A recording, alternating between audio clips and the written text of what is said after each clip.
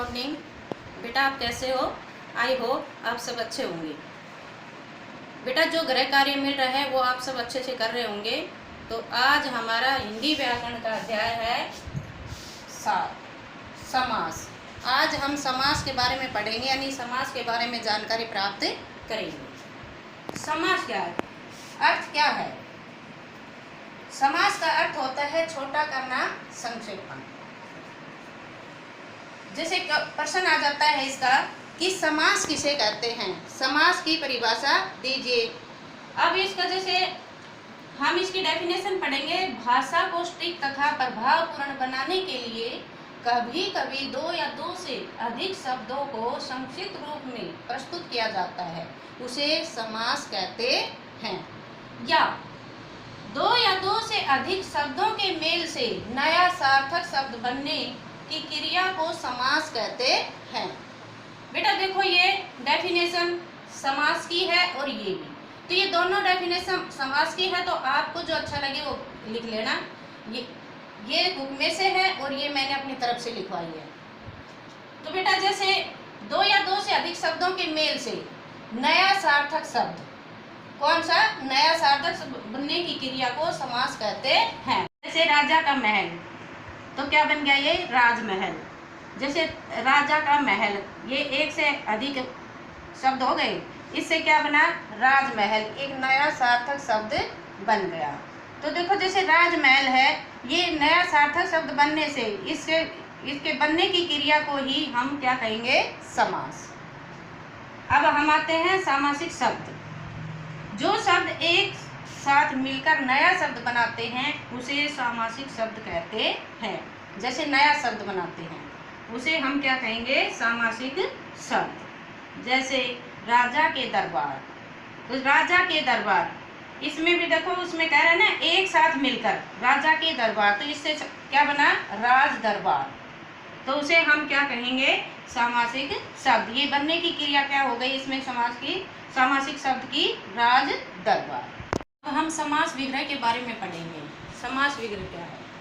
सामासिक शब्दों के बीच का संबंध स्पष्ट करना समास विग्रह कहलाता है। देखो अभी हमने सामासिक शब्द पढ़ा था और उसके बीच का संबंध स्पष्ट करेंगे, यानी उसके बारे में बताएंगे। जैसे त्रिभुवन का समास विग्रह होगा तीनों भवनों का समूह। देखो हमने सामासिक शब्द में तो क्या पढ़ा था कि तीनों भवनों का समूह है, तो उसका हमने सामासिक शब्द क्या किया था? त्रिभुवन। और ये क्या हो गया? समास विग्रह। अब जैसे इन दोनों के बारे में बताया हमने।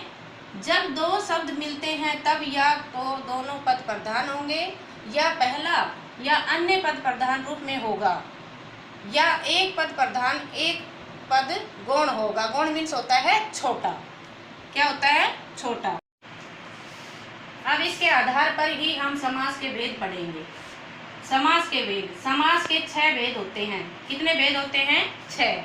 नंबर 1 अविभाव समास, नंबर 2 तत्पुरुष समास, नंबर 3 कर्मधारय समास, नंबर 4 द्विगु समास, नंबर 5 द्वंद्व समास, नंबर 6 बहुव्रीहि समास।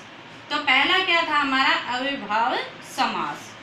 जिस शब्द के दोनों खंडों मीन्स होता है भागों में, पहला पद प्रधान हो और अव्यय हो तथा दूसरा पद गौण हो। गौण मीन्स मैंने अभी बताया था छोटा, वहाँ अविभाव समास होता है।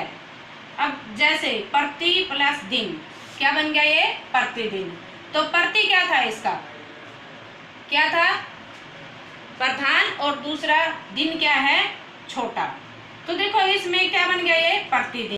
अब हम नंबर 2 तत्पुरुष समास के बारे में पढ़ेंगे। जिस शब्दों के दोनों खंडों में दूसरा पद प्रधान और पहला गौण, वहाँ तत्पुरुष समास होता है। देखो तत्पुरुष समास यानी खंडों मीन्स होता है भागों में, और प्रधान मीन्स होता है बड़ा, और गौण मीन्स होता है छोटा। तो देखो जैसे हमने फर्स्ट पॉइंट पढ़ा था उसमें क्या था?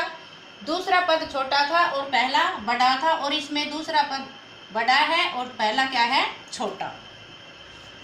समास यानी तत्पुरुष समास के बीच में समास होते समय कारक चिन्हों का लोप हो जाता है। तो देखो जैसे कर्म से अधिकरण कारक तक पढ़ेंगे हम। किसको पढ़ेंगे? कर्म से अधिकरण कारक तक चिन्ह। जैसे कर्म तत्पुरुष को, जैसे को है, जैसे हम कारक पढ़ते हैं कर्ता ने कर्म को, जैसे जिसमें को आया तो ये क्या है? कर्म। माखन चोर, माखन को चुराने वाला, तो इसमें चिन्ह क्या आ गया? को। तो ये हमें पता चल गया कि इसमें क्या है? कर्म तत्पुरुष। दूसरा है करण तत्पुरुष से, कर्ता ने कर्म को करण से, जैसे करण से, अब ये से है, ये चिन्ह है इसका। अब हम चिन्ह के बारे में पढ़ रहे हैं। तो जैसे हस्तलिखित, हाथ से लिखित, ये किसी के द्वारा किया गया कार्य है, तो हाथ से लिखित, तो ये क्या हो गया? इसमें से है, इससे पता चल गया ये चिन्ह है से, तो ये हमें पता चल गया कि करण तत्पुरुष है। अगला है संप्रधान कारक के लिए। अब संप्रधान कारक के लिए ये चिन्ह है, किसका है? संप्रधान का। जैसे रसोई घर, रसोई के लिए घर, जहाँ के लिए आ गया वो तो हमें पता चल गया कि ये संप्रधान कारक है। अगला है अपादान तत्पुरुष से, अलग होना, जैसे पेड़ से पत्ते गिरते हैं तो उस पेड़ से पत्ते अलग हो गए तो अलग होना। रोग मुक्त, रोग से मुक्त, यानी वो निरोगी हो गया। संबंध तत्पुरुष का के की, इसके साथ रा रे रे भी आ जाता है। गंगा जल, गंगा का जल, तो इसमें का के की रा रे री ये आ जाते हैं, तो ये कौन सा हो जाता है? संबंध तत्पुरुष।